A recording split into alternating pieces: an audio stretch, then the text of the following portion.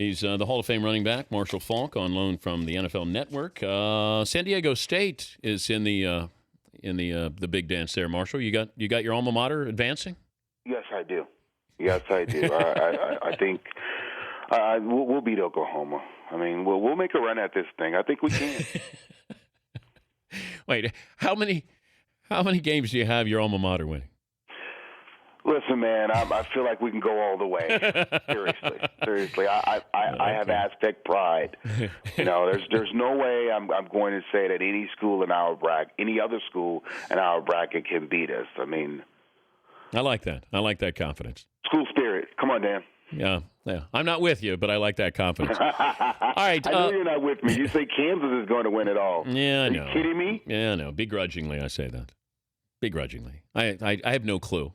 The more I've thought about it, the less I know. And, I was wondering about this as a running back, that your thought process is when the play is being called of what your assignment is. But once you start to run, could you actually consciously say, now I have to lower my head, now I can't lower my head? Dan, I've been giving this thought, and Jeff Fisher now being the coach of the Rams, and not wanting to rock the boat or anything like that. Just understand this. Guys sometimes have trouble fumbling the football. The football is a must. It's a necessity in football for you to protect it. And they can't get out of fumbling the football. They can't protect it. But what I want you to do is to not lower your head, which is a natural instinct when someone is about to attack you, is to square them up. And don't lower your head. Take it on the chin. Well, I just don't understand the rule. I'm trying to understand, is it more for protecting running backs or defensive players? I think it has more to do with the concussion lawsuit. But how many concussions stem from those kind of hits? It seems to me it's where it's the defenseless player who gets popped, not if you're tackling me and I'm running. I mean, Stephen Ridley knocked himself out by going in against Bernard Pollard. Is that why we have this rule? Or is it because of Trent Richardson knocking Kirk Coleman's helmet off? Is that why we have this rule? Dan, I don't believe any of those plays has anything to do with this. They sit in that room. They decide, okay, how can we make the game safer? How can we make an effort so it appears that we want concussions out of the game, or we're making an effort? And what comes about is rules like this that even and I listened earlier. Tony Dungy said, you know what, I probably would have voted yes, although I don't understand the rule and how they would enforce it. Well, who votes yes for something? I'm not taking this out on Tony, but that's what happens. Well, it's pressure with coaches. Yes, it's pressure, Marshall. Exactly. Yeah. You don't want to be. Now, I think the Cincinnati Bengals were the only ones, and they rocked the boat a lot. I mean, but you just don't want to be asking questions, and you don't want to be the odd man out. But let's be honest, man. I mean, where are we going with this? If this is about, hey, we're making an effort to show that the concussions, we want it out the game. Okay, fine. But let's not make this game tougher and put it. And this is the part that really bothers me. We're putting the game in the referee's hands and asking them to now judge intent. Was it going to be tougher for the officials or tougher for the players? I think it's going to be tougher for the coach who gets the 15-yard penalty and not get the first down to accept it. That's who is going to be tough. If Jeff Fisher, if they're playing the 49ers and one of his backs, Daryl Richardson, lowers his head and gets that 3rd and 1 outside the tackle box after he's bounced outside, because as a runner, you're taught, hey, if the guy square up and now use his momentum and push forward, they want the shoulder into the game. The last time I checked, the guy that you put your shoulder into a guy, you're now going to go sideways. You can't fight and get the extra yard. Talking to Marshall Faulk, the Hall of Fame running back, joining us on loan from the NFL Network. Is the NFL diminishing the role of the running back?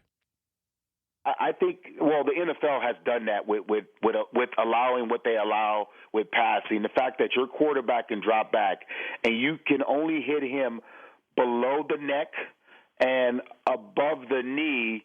Now, as a pass rusher, it's like Warren Sapp and we talk about this all the time. If you break free from a 300-pound offensive lineman, and now the quarterback is sitting right there, you have to think, okay, let's not put my face mask or my helmet in his back. Let me see where I have to hit him. Oh, he didn't. He threw the ball. And now, as a defender, you can't. The only way for you to get the ball out of the receiver's hands is to hit it early or maybe swat it. You can't put the hit on the receiver and knock the ball loose anymore. I'm going to throw it every time. It don't matter. It doesn't matter to me who my quarterback is. I could care less. Brian Urlacher and the Bears part ways. We were talking about this with Urlacher. Ego gets in the way of what you guys get paid when you're playing. Yeah. Pride is there. Couldn't they have come up with some kind of solution where you keep Urlacher in a Bear uniform so he retires as a Chicago Bear? Yes. And here's the thing: if Urlacher was asking for 6 and they only wanted to give him 2, it's done in the real world. Okay, listen, Brian, this is how many games you played last year. This is how hurt you've been. Let's put some incentive in his contract. Let's ask him to, if you're not going to be healthy and you're not going to play every down like you did 4 or 5 years ago, then let's work this out. And this is it bothers me. It happens all the time. You get a new GM come in. Guess what? He knows everything. He's the hot guy. And you get rid of a guy that's been there for 13 years. Where's your ownership? When does the owner step in and say, hold on, wait, listen, let me take care of this one. Let's find a way to make sure Brian can spend another 2 years. That puts him at 15. Now, Brian, at 15, if you do play this guy, we need you to walk away. Yeah, I think I would hope that, and I think Brian Urlacher is going to join us tomorrow on the show, and I would say this to him, that you're going to make money as a Bear legend. So what if you don't get $1 million or $2 million here? The big picture here is you can play another year, have an incentive. You make Pro Bowl, we're going to, we'll kick in that second year there. Yeah. Be fair to the Bears here that, yes, they run a business. And Brian is taking this personally. The Bears aren't. That's where you have the divide here.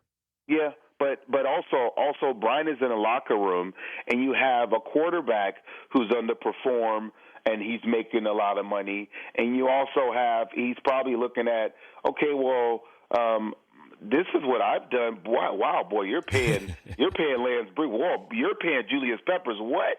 And you want me to take what?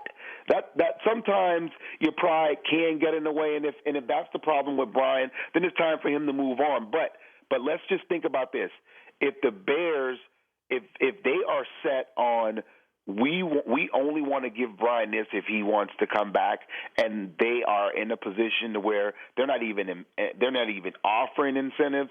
Then Brian, then it's on the Bears. Then they're not showing good faith to him, because I played against Brian Urlacher. I watched Brian Urlacher when that team was garbage and Brian was all that they had. Yeah. He carried that team, and you can't forget that when you're the new GM coming in. You have to remember that as ownership. You have to remember how many times did he play hurt? How many he played this year with a bad knee? Did he? I mean, the guy has given you everything that he has had to offer. So, what are you doing? And that's where it gets kind of muddy in the water with how do you handle it and what do you do? Is he a first ballot Hall of Famer? I'm gonna say Urlacher is. I'm gonna say yes. And I played against him. I respect everything about him. Enjoy playing against him because he was a guy who could not take cheap shots. Talk to you all game and give you his best, and regardless who won or lost, he will come up to you respectfully and tell you good game. Who was the cheap shot guy when you played? You work with him. Rodney was a cheap shot. You work with him. Was he really bad? You tell him I said it, and if he's watching, Rodney was, and everybody in the league knew. If you were around the pile, you watch for Rodney. I don't know if Rodney could play in this league right now. The way that they call all these fouls on guys. Rodney, you just had to keep your head on the swivel for Rodney. Wait, what would happen in the pile? He'd come in late? Late. Oh, my God. Rodney always has some extra for you after the play. It was just Rodney played, and I understand. I love Hot Rod. He had a chip on his shoulder about just about everything, and he played with that chip, and that's what motivated him. So I got it. I understood it. But, man, listen, he made a name for himself. You looked out for number 37. You made sure you identified where he was, and he went to New England. And as Bill Belichick does, Bill maximized Rodney's ability to have that edge and to make plays. And he went and won him some Super Bowls. Man, I'm happy for him. But yes, he was a cheap shot artist. Go San Diego State. Good to visit with you, Marsh. All right, Dan. Thanks for having me. Right. Hey, one last thing, Dan. Yeah. I was in the stands. I was one of the teary-eyed guys when Jimmy V gave that speech. Man, what a moving moment. It was. And the fact that it was unscripted. And yes. Just the fact he spoke from his heart. Unbelievable. Yep. That was very impactful. Hey, thanks for joining us, Marshall. Anytime. Marshall Faulk, NFL Network analyst, Monday through Friday on the NFL Network. Path to the Draft airs at 6 p.m. Eastern, followed by NFL Total Access at 7 Eastern.